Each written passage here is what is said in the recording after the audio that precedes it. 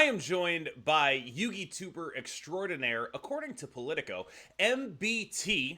He is here to tell me whether Marvel Snap cards are good or bad, having played the game for, I believe, 5 hours when it first came out. So I'm going to give him a quick crash course in Marvel Snap cards. Let's start with that. Marvel Snap is a game where there are 3 locations. You win by getting the most points on those locations. There are only 6 turns in a game of Marvel Snap, and each turn you go up by 1 energy. Turn 1, you have 1 energy. Turn 6, you have 6. You have to have the most points on 2 out of the 3 locations when the game ends on turn 6 in order to win the game. There is also a cube mechanic. You can snap and double the stakes of the game, and your opponent can do the same. At any time, you can retreat from the game if you wish to not play in a game for higher stakes. You can also retreat if you're just upset and they played the card you don't like. That's a thing that I do sometimes. That is the basic gist of Marvel Snap. You have played the game as, I believe, like a sponsor stream for 5 hours. Is there anything you feel you need to know about Marvel Snap going in before we just throw you in the deep end? No, I think I'm absolutely going to wail all over this. Okay. Yeah, I think this pretty much covers it. Yeah, I mean that's pretty much the entire tutorial of Marvel Snap. I think they like give you 3 practice games and they're like, go play. And so that's what we're gonna do too. And we're gonna start you off with just an absolute heater of a card, just a card that you have no context for whatsoever, but boy are there a lot of numbers on it. This is Miss Marvel. She costs 4, she has 4 power. She has an ongoing ability. Your adjacent locations with more than 2 cards and no repeated costs have 5+ power. The reason I brought this up is because it has most Marvel Snap cards deathly simple. Like, you get 4 power on the location next to you. This one has multiple clauses. I felt as a Yu-Gi-Oh player, you might be more comfortable with it. Like, oh, there's like qualifications here. Oh, I have to jump through hoops for this. That feels a little more Yu-Gi-Oh to me. Yeah, I feel certainly a little more at home. This is a super complex card. I did not run into this No, during my you did not. my play. I imagine there's like pools of cards, right? Correct. I don't think I ever got out of the first pool. So Correct. this is new to me. Um, okay, so very strange. My experience with 4-drops is that they have to be really good. A significant amount of the 4-drops that I'm familiar with are kind of build-arounds, and this is a build-around. But for an adjacent location to have 2+ cards and no repeated costs, you would have to not only be curving out, you would also have to telegraph what your 5th or 6th turn is going to play if you want max value out of this card.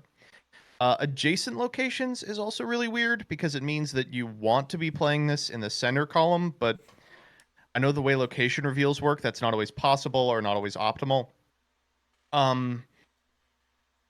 To me, it seems like a card that is insanely powerful if you're already curving out and gives your opponent a lot of information about your subsequent turns.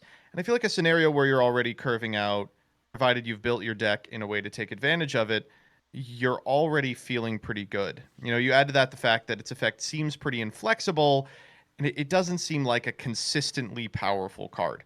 I'm willing to be completely wrong about this, but I think this card is kind of mid. That is the most right anyone has ever been building up to the wrong conclusion. That is No! that is like you identified correctly so many of the dynamics about this card. Everything about like describing how it plays out 100% knocked out of the park. Yes, you are telegraphing. Yes, you need it when you need to be curving out to make it as good as it is. However, have you considered that it is massively above curve? That's the only thing you missed. It's like this is the thing that lets kind you of curve out. 14 power. Yes, Yeah. it is just like Yeah, it is. massively above curve. And so it's just like, yeah, okay, yes, you jump through the hoops, you're telegraphing, but have you considered 14 power? This is a very good card. This is a very, very strong card. That's so funny. That is it's so funny. it's almost the perfect encapsulation of this series because it's like I'm watching this just like knocking out of the park, knocking out of the park, knocking out of the park, and then the final one is just like a whiff. It's just It's so sick. Okay. Omega Red. 4/5. Ongoing. If you're ahead by 10 power here, plus 4 power to the other locations. Oh. Okay, so wow. Well, it feels very similar to the last one in that this is 13 power if it procs, but the difference here is how on earth are you ever going to be ahead by 10 power on turn 4? Oh no, to be clear, to be clear. This is like a static effect. Yeah. So like you have to be ahead by 10 power on the final turn of the game. Having played this. Ugh. Okay, all that analysis I did for the last one, I'm going to apply it here again. Okay. And I'm going to say this doesn't meet the same threshold as Ms. Marvel does and is a bad card. That is correct. That is why I put them next to each other. I figure I will get you on at least one of them. No, this guy is very bad. It is much harder. You identified correctly. Like, oh, you need Miss Marvel. You need to be curving out to play Miss Marvel. You need to be telegraphing a little bit to play Miss Marvel. The issue with this guy is he basically says to your opponent, "Hey, if I don't win this lane by 10, I don't do anything." And your opponent is much more able to interact with that than they are able to interact with you playing cards on your side of the board. They can't really interact with Miss Marvel to turn her off, short of turning her off.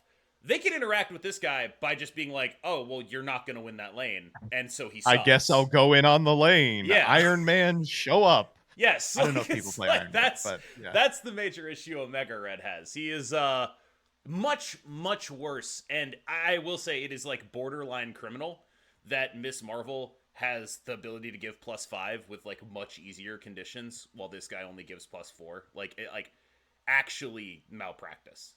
That is. I guess the argument would be he's all locations and she's adjacent, but you just put her in the middle. Yeah. she's all. You could theoretically just put her in the middle. Next up is Domino. All right, so I played a lot of this card. This is a card I'm familiar with. All right, let's go. Just go. But cook. That doesn't mean it's good. I think that, like any game that Ben Brode is involved in, the best thing you can be doing in this game almost always is just curving out. And, man, she really does help you curve out. I was playing her with, like, Quicksilver. I was like, I'm never going to miss a drop. But... No comment.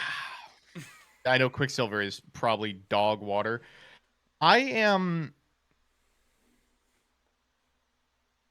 I just feel like as you get better at the game, probably this effect matters a lot less. Like it's neat to curve out, but if you're building your deck correctly, you probably should be curving out anyway. And I know the ceiling on 2-drops is so much higher than this card. I said I did play a lot of her and I did like her. I'm gonna say that this card is kind of mid. Okay, so identified multiple things correctly there. First, Quicksilver is so bad. Like, one of the worst cards in the game. Arguably the worst.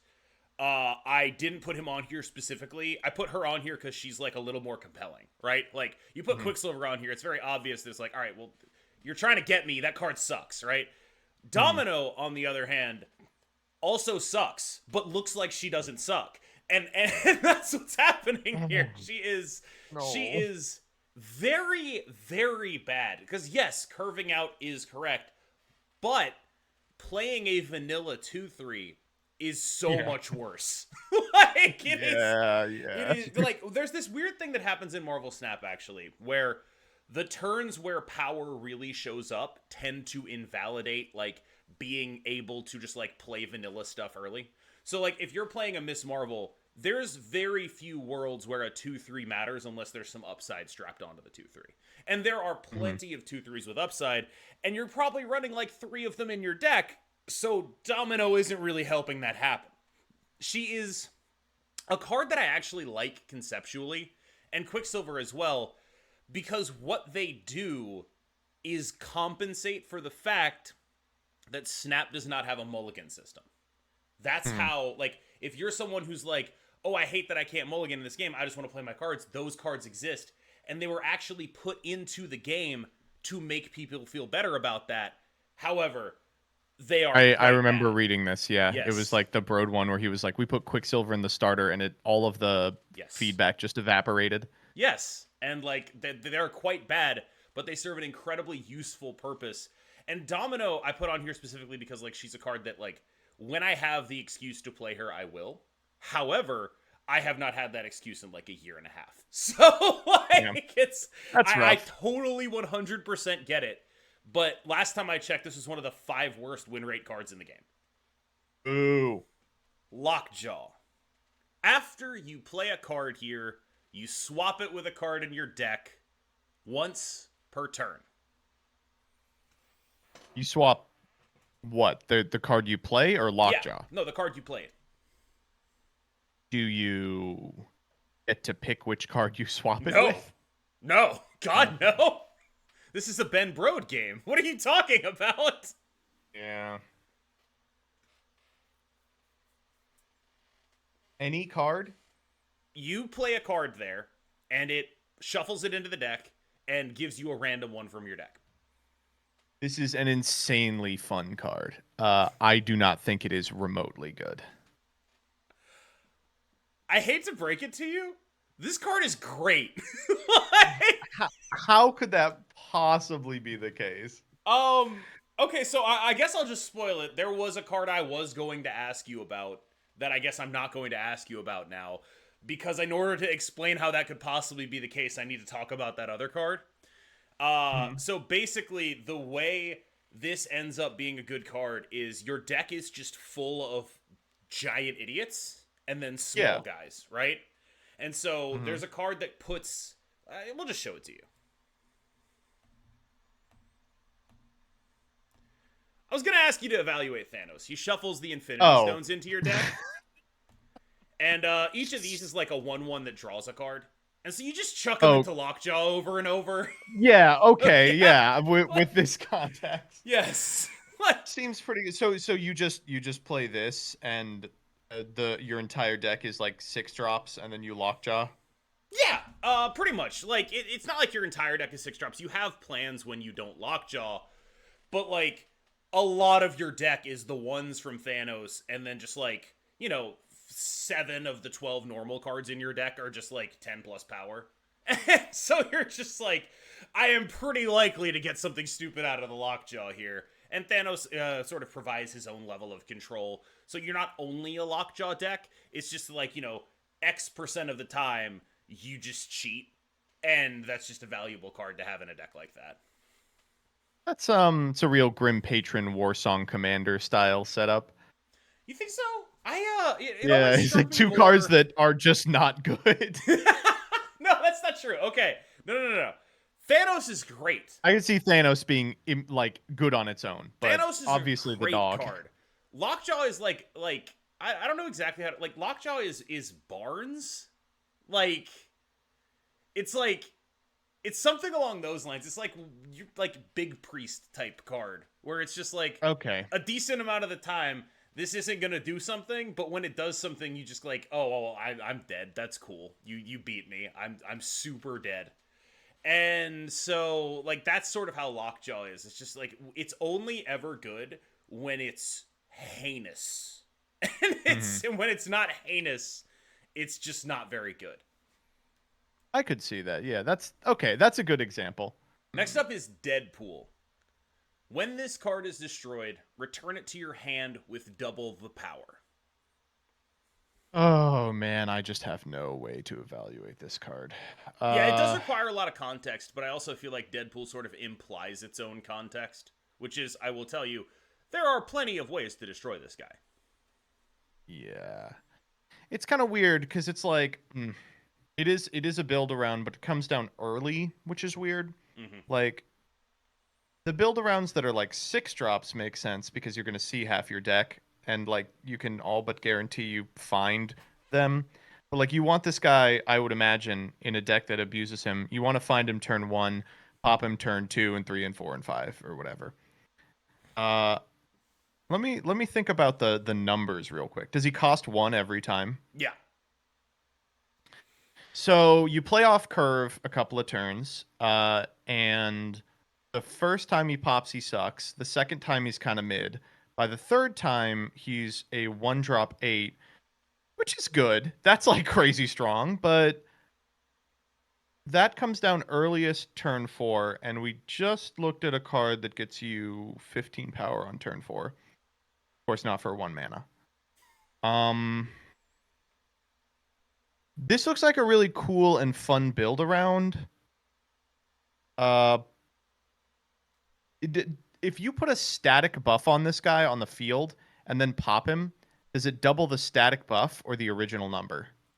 Static buff, like an ongoing, like from Blue Marvel, it will double the original number, but if you play like a Forge on him, it will double. Like if you give the card plus X, it will double from that buff.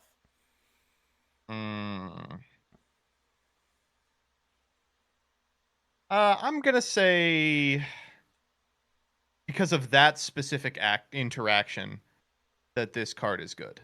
You are correct. This is actually a good card. It is. There are some archetypes in Marvel Snap, and you can tell me if this is true in Yu-Gi-Oh or not as well. Like, the archetypes that are just like not necessarily built out of the box, but there's clearly a bunch of cards that are meant to go together in the same deck, and this is the like Right. premier. It's the best version of those, where it's like, oh, all these cards that they wanted me to play together, they play very well together, and Deadpool decks are the best version of those. I will say you are correct that the fact that it is a payoff that you need early is a downside of this card. The deck was not good until they got a second payoff that they could play early, and then it had a bit of built-in redundancy that allowed it to play powerfully with both this card and the other card that it got, which allowed it to become a good deck. So I feel like you deserve extra points for correctly identifying that, like, on his own, I don't really know, but because of that issue with him being played early and you needing him early. Like, They should just let you play 2 Deadpool. I think that'd be fair. I do not. I do not think that'd be fair. Next up is Martyr. She's a 1/5, but at the end of the game, she will move to a location that loses you the game if she can. She will try to screw you over. This is the funniest fucking card I've ever seen in my life. Now you're getting me want to play Marvel Snap again. This is so fun. I can just imagine them coding this like giggling. I have to ask, does it ever fuck up? What do you mean fuck up? Like, I know that board states in Snap get really complex in such a way that does the AI ever make a mistake about it losing you the game? It literally cannot. It goes last. There are the only situations in which it can make that mistake are when your opponent like also has one and theirs was played after yours and then theirs will move, like things like that. It will wait until the game is over. No more moves can be made and then move. Okay. Well, if there's like a Venom card that like eats one of your guys and gains the stats as a 2-drop, I could see this being interesting. But this strikes me as a fucking awful card. That is the correct way for it to strike you. Yes, this card is complete ass. I was thinking of it. Am I gonna say that this card that says "lose the game" on it is good? Like, probably not. No. The other follow-up I ask with Martyr all the time is, what numbers would have to be on her for her to be actually good? Just give me like a ballpark of like what numbers you would be comfortable with a card that says I'm gonna try to lose you the game on it. Like, how good would it have to be? I cannot think of a number, because even if it was like 99, it just moves to the location that you're currently winning. Yeah. So you'd have to be winning you'd have to be winning a location, it'd have to be full, yes, and you'd have to be competitive in the other location. So like, I don't know, maybe like 30. 30. But even then I'd be like, I don't know. I mean, I there are like scenarios. I would play a 130. I feel like that would be enough payoff for me trying to fill my own lanes up. I'd be like, yeah, man, I'm down with that 130. I'm good with it. Most people say like 6. Oh no, I love this concept for a card, but I can imagine a million ways in which I wouldn't want to play this. I do want to know, I'm sure there's like a devlog where they talk about this card and they're like, oh yeah, when we put it at 8, it was the best card in the game. It was like Skull Clamp broken. That is actually true. Not necessarily when they put it at 8, but they had it at like 6 or 7, and they realized it just wasn't moving. And it's like, well, if it's not moving, why would we give it this text? Because like what would happen is like it would be 7 and it would just move to like there would be no lane where it could go to that would actually lose you the game because it's just too big. And so it's like it's just a vanilla 1/7. Yeah, it's just like vanilla enormous, right? So it's just like so there actually is like it actually was the bigger the card is, the less it's a little the text lower on it than matters. 30. Slightly lower than 30, yes. Angel. When one of your cards is destroyed, this flies out of your hand or deck to replace it. You're going to ask me to evaluate patches? Fuck. Okay, so there's no combat in Snap, right? You don't get to value trade, so it's very not patches. Yeah, so if something's being destroyed, it's because you have a card that like pops for upside, or your opponent has like one of those cards that just like kill everything in this location, or I know there's like some guys with ETBs that eat guys. This seems like under those conditions, not a particularly strong card. It eats a slot. It's 2 power. You have to play it, so sometimes you draw it. This card doesn't look very good to me. That is correct. I think the most important of those is you have to play it, so sometimes you draw it. Like, drawing a 1/2 is so devastating. That's like a whole card that could be something that actually mattered, but instead is a 1/2. And in Marvel Snap, you see like 75% of your deck every game. And especially, you're not really getting destroys going until turn 3 most of the time. So you've already seen half your deck. You got a 50% chance that this guy is just in your hand instead of coming out of your deck. You pull him out of your hand and you're like, cool, I got a free 2 power. What about that card that I had that I could have had instead? Like he's a replacement value. Like he's a war issue. Like the value or a VORP issue. The value of a replacement player here is significantly not good. It's funny that they tried to trick you, be like, "Oh, this could be patches." You remember how broken patches was? Yeah, it's like and like this is, I think, consistently has been the single worst card in the game statistically. They actually added the hand bit to it. It used to only come out of your deck, and remained like the worst card in the game, which is so sick. That's amazing. Let's buff it. It's still unplayable. Yep. I also just peeked the mic there, so shout out to me for that. Meet Leech. This guy, at the start of turn 6, remove all abilities from cards in your opponent's hand. He is a 5/3, so basically no power for what you're spending him on. You have to spend your entire second to last turn on this guy. However, he does have a completely ridiculous ability. That's so crazy. Oh man, I don't know. Every 6 that I've ever encountered in this game basically reads win the game. Oh man, this is a really hard one. But I mean, I might be wrong about this, but my understanding is that decks are built in such a way that frequently you just don't see a 6-drop. Oh my god, it doesn't matter. It's even the little guys lose their abilities. Card. Except the one they draw that turn. It happens before the draw. Oh. Regardless, I think this card is really good. You are correct. This card is really good. This is a like if you wanted to describe to me the most annoying card to like, is it the case that frequently you'll see like a disadvantageous snap and you'll be like, oh fuck, they have Leech? No, it's not really like a case where you'll see a disadvantageous snap. Leech is like he is a 2-cube machine because someone will snap and play Leech and you'll just be like, oh, I'm dead to that. All right, later. Like he's a good card, but he's also like a 2-cube machine, which is not necessarily bad. You'd obviously rather be winning 2 cubes than losing the game, but like he does have like a bit of an awkward cube profile. I consider it is funny to think of cards that win you the game as not necessarily good because they're strong enough that your opponent will leave before you get full value. They're like, that is a real issue with Leech. If your opponents could not leave, this would be the best card in the game. Like this is. Oh my god, that's so funny. Like he even with that in the game, his cube rate is still like, pretty significantly positive, one of the higher in the game because he's as powerful as he is. And yeah, no, he's really good. Although I will say he's probably a little more limited than he might read because you really have to be able to afford playing a 5/3.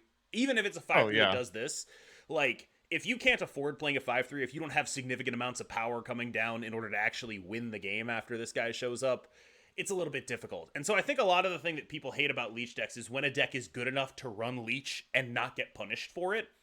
That's what makes him so good, is that you can just get away with it. There are decks that can just be like, yeah, I'm running this. I don't care. I'm gonna play like 30 power next turn. Like, this is not my problem. This is your problem. And that, so That's he funny. only ever shows up in those contexts, and people hate it because it's like he only ever shows up when you can circumvent the fact that he's a 5/3, basically. And That's funny. yeah, people do not like this card. Agatha Harkness. Okay, what do you want me to say about this? You know, I've never put her on one of these before. So What here's, there's no way I could evaluate this card. okay, I'm gonna give But, you some yeah, walk me information. through I'm this, gonna give walk you me some information. She puts herself in your hand, and that counts. Like, you get an extra card in your hand at the beginning of the game. Okay. So she is effectively like a deck thing option. However, when it says she plays your cards for you, what she does is literally just randomly select them and then randomly put them places. This card is very funny, but there is just no shot in hell it's any good. Yes, that's like that's correct analysis. Yes, very funny. No way it's good. Very bad card. It does have the, I guess you'd call it dubious utility of, like, you can really farm boosters easily with it. Like, you just queue up and press end turn a bunch, and then you go away. They actually had to install a cap on, like, various rewards because people were building robots that would just play Agatha to acquire those rewards. That's so funny. That's very comedic. Oh man. It was pretty cool. It was a cool time, and yeah, she's cool. She's a very, it's a cool car. It's cool that she exists. One of the funny subplots with her right now, I consider, is that like the main stats website is untapped.gg, and Mhm. for reasons unknown to anybody, but I think related to like the way MMR works in Marvel Snap, there are people that will just hit infinite and then just like play an infinite amount of Agatha games. And That's so funny. So high ladder is like tier 1 Agatha. no. But when you sort by it by 100 plus on infinite rank, you will see like 5 Agatha decks in the highest win rate. Because you'll also see like several hundred below it, but law of large numbers is that like in like a sample size of like 200 games, 5 of these decks are gonna crush for no reason because they're playing the other Agatha players in the Agatha Elo bracket, and so like you have to filter out Agatha decks when you're looking at 100 plus data. You actually have to filter out Agatha decks because they are just there's like a whole bracket, a whole subculture of Agatha gamers that exist somewhere on the ladder that I cannot find. I don't know where they are. That's the Duel Links and I guess Master Duel thing as well, which is when you're looking at like card playability, you have to filter out Master 1 and King of Games because it's just people playing dog shit into each other because there's no stakes anymore. It's like, Yeah. wow, man, these Ojama duelists are really onto something. So many of them in King of Games. How See, could this have happened? you know how I know that that's a bad deck is I recognize the word Ojama. And if I Yeah. recognize a card, like I haven't even thought about Yu-Gi-Oh in 2 decades since I went to like Barnes and Noble and Books a Million to play Yu-Gi-Oh leagues or whatever. Books a million. The dream, dude. And if I know the word Ojama, there's just no chance it's a good deck. if I know a word in Yu-Gi-Oh, there's no way it's good. I should know 0 of the words. I shouldn't know how any of the mechanics function. I should know nothing. There should be cards whose color I don't recognize. That's how I know it's a good deck. That's my understanding of the game right now. It's not wrong.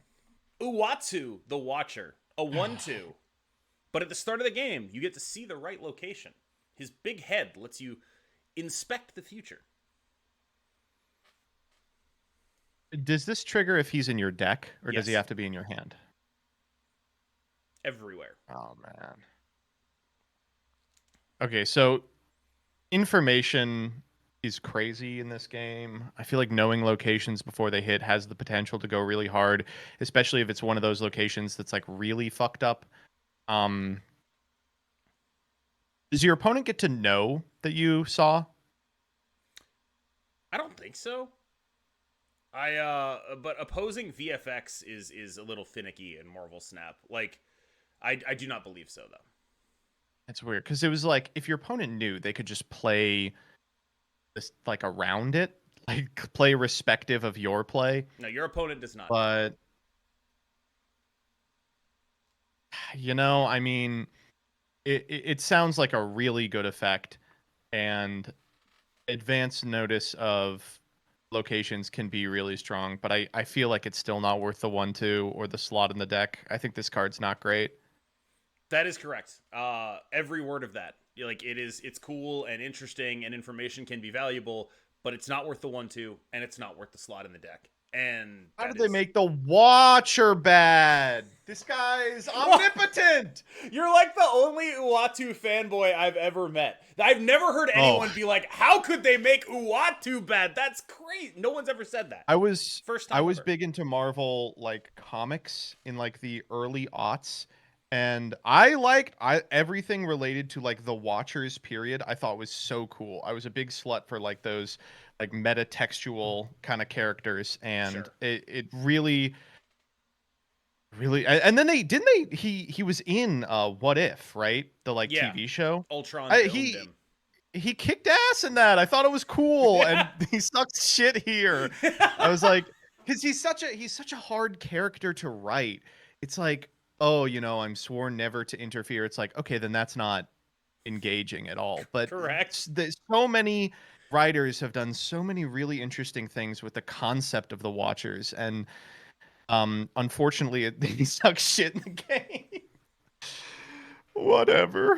I guess it's on theme. If he netted you a win, that would probably be like he swore not to sacrilege. interfere, right? And that means he Yeah, has to it's be fucked like up. complete ass. Like Next, I'm gonna find out like Galactus is a 1/1. I'm gonna you're gonna see Galactus before this video is over. Let's go. He is a 1/1, by the way. Oh, good. Jeff! Exclamation point! That's his name, shit, Jeff! it's Jeff. Exclamation point. You can move it once, but it can move anywhere, and nothing can prevent you from doing that. So I'm familiar with Nightcrawler, which is a similar effect. Correct. But when you say any like you not can't a move it to your location that opponent's is side of the full, field, right? Not a location that is full, but like a location that is locked down. I believe you're familiar with the card Professor X. He can move into that. And there's some locations that are like one-ofs that he can cheat into. Yeah, like a location that says like, things can't be added here. Yeah. You can put in there. And you can't go to your opponent's side of the field though? No. Yeah. Would that change your evaluation of it? Yeah, I could imagine some scenarios in which you could like cut off an opponent from filling a location they're clearly going in on. Yeah, There's like that what's that guy who doubles ETB triggers and comes down Wong. on 6? Wong. You just put him in the 4th slot of the Wong location. You're talking about Odin. Odin, yes.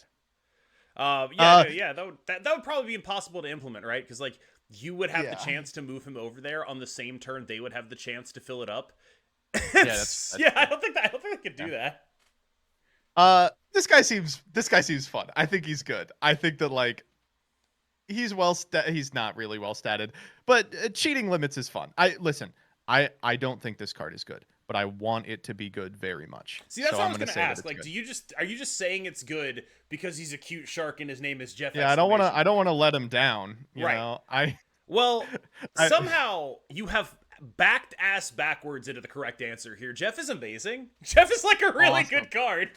I'm so happy to hear that. Holy shit. Like, this is the opposite of the first one where all the logic was correct and the answer was wrong. All the logic here was terrible. Correct answer though. You totally nailed it. Jeff is a very good card. The reason he's good basically is that while yes, it's like, oh, it's a 2/3, okay. It's a 2/3 that you can move around, and that kind of movable power is extremely valuable. And he can freely win lanes against lockdown strategies and on those bad locations, such that Jeff is not just a good utility piece, as in like good in the general sense. He's a good utility piece with like sometimes you win a game for free stapled onto him. And that is a significantly powerful card. This is, I think, widely agreed upon to be one of the better cards in the game. There was a while when he first came out where he was like, this is the best card in the game. But I think he has fallen from that status as more competition has been released, as decks have sort of diversified. He's like a mid-range pile type card, and that is as when those decks are good, he is at his apex. When those decks are not as good, he's still really good. But like he's like the premier 2-drop. I really don't like how the animated version of this card, the fried rice, just sort of undulates. That's gross. Okay. Now that you've pointed it out, you're right. It's just like it's just going. Yeah. That is it's like slime. Damn, that's messed up. That's messed up. They should Jeff, what are you making? Ooh. He looks like it's delicious though. Like he's treating it like as he's if it's enjoying delicious. himself. But that is he's such having a good time. That is such a weird thing to animate. Because, like, not a single part of him is animated. His tail isn't wagging. His mouth isn't moving. They chose the fried rice. We got to get the rice. What happened here? Darkhawk. Ongoing. +2 power for each card in your opponent's deck. Now, keep in mind, decks in Marvel Snap, 12 cards. You draw 9 of them by the final turn of the game. There are cards that prevent your opponent from drawing, and there are cards that put cards in your opponent's deck.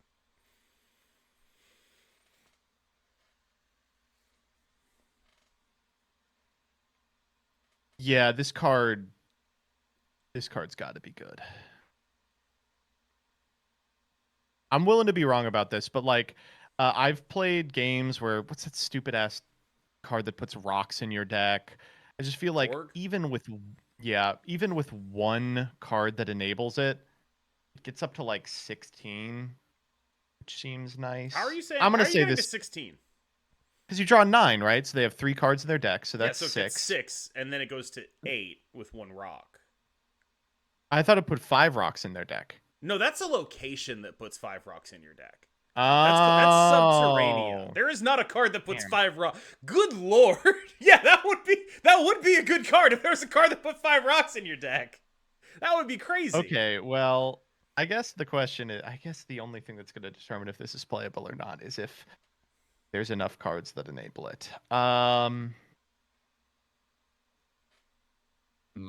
been so wrong about 4-drop build-arounds all day. I'm still going to say this is a good card. Good, because you're right. This is a good card. You are correct. This is a like staple 4-drop where the main thing that it does is just be very large and be paired well enough with disruptive tactics so that there is like a baseline sort of disruptive mid-range type deck. This guy is the payoff for that. He is a very powerful card. He is typically in the range of 4/8 to 4/12.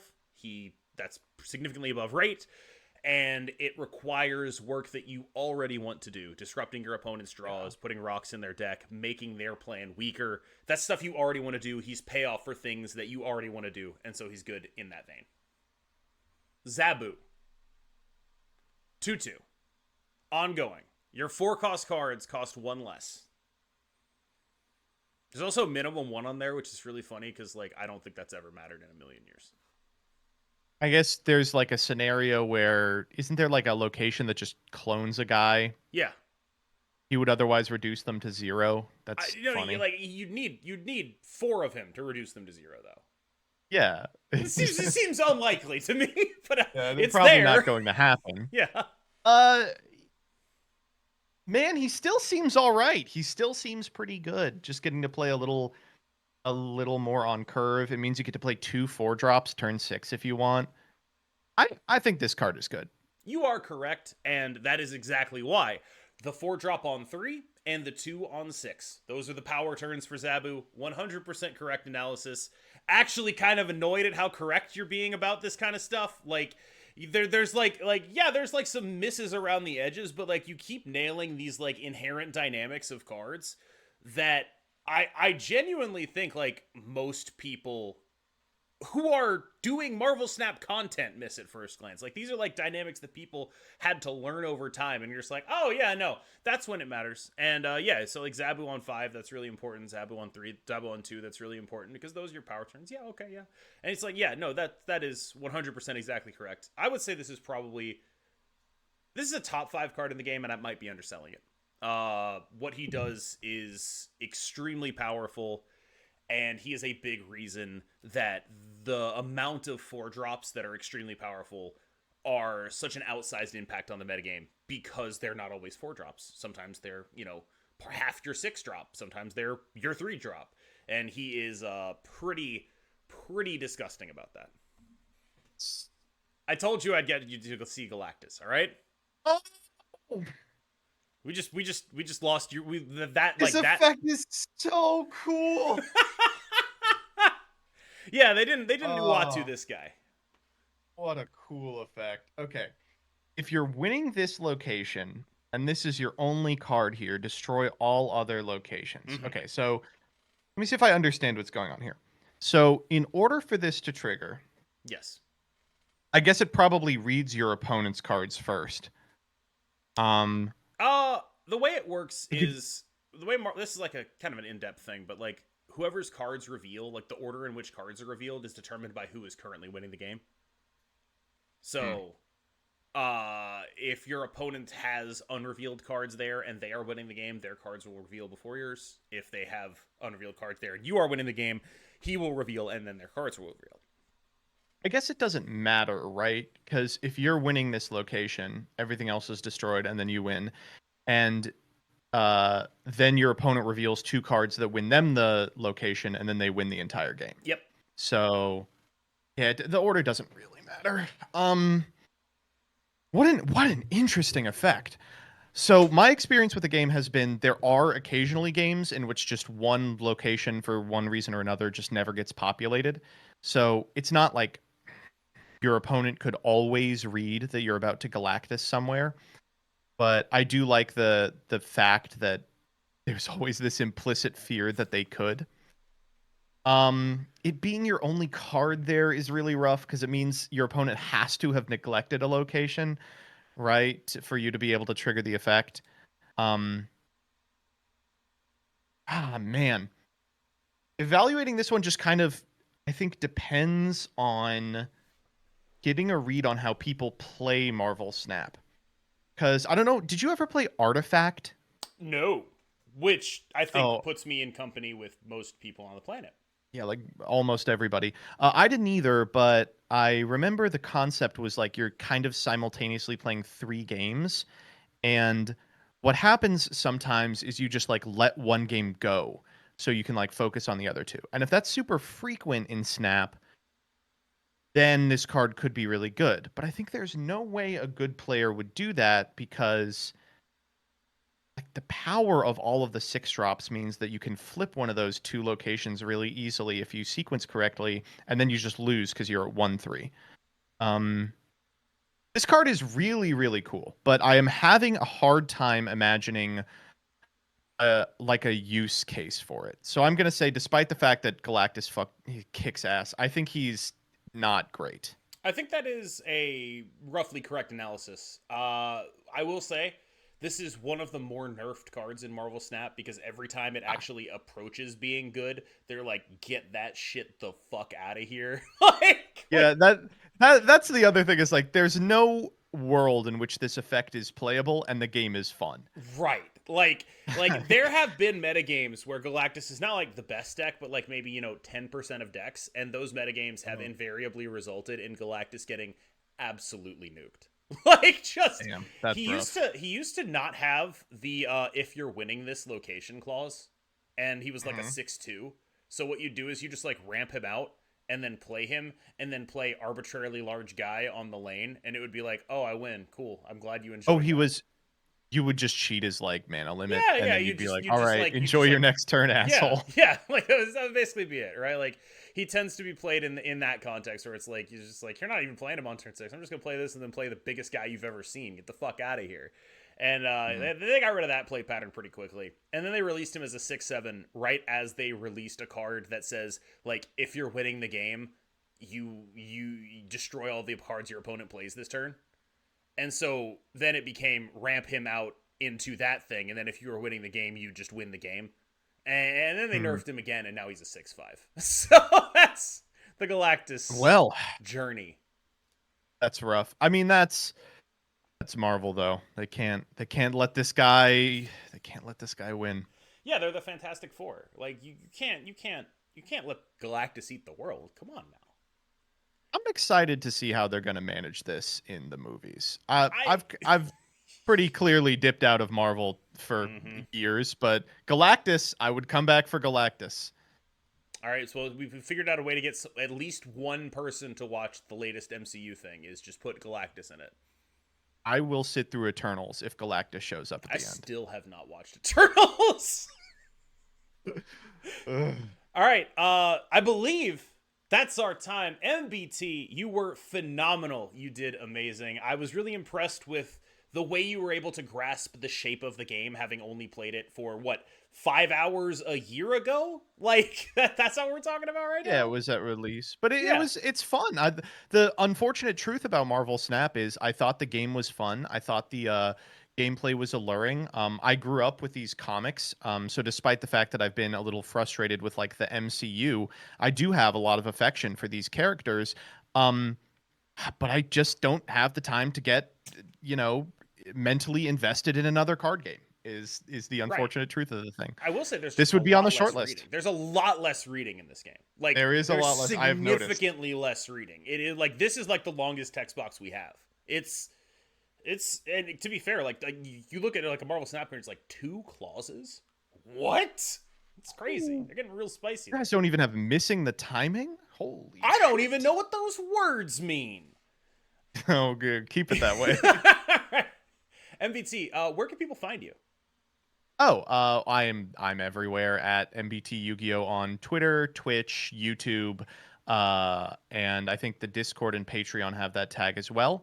I will, I guess, take this opportunity to plug the new thing that I started. If you liked, just instead of a big man shout at Yu-Gi-Oh card, a more like chill discussion based format. I have a podcast out as a white guy. I did have to start one contractually, I have two. and it's called Will of the Council. It's Councel. It's like incel, but a council, and that's with Danny and Jordan. If you're familiar with them, you can find that on anywhere your podcasts are served to you. Wait. So when I saw that, I was like, oh, it's like incel but council, right? Like, is that actually what Yeah. it is? That's literally what it is. Yeah. Because if it's Will of the Council, that's a magic keyword, and you just will not find it. Oh my god, that's oh dude, genius SEO tactic. That's incredible. It's not fantastic because frequently, if you search Will of the Council, it'll be like, we're showing results for Council. You're just very stupid. I can tell.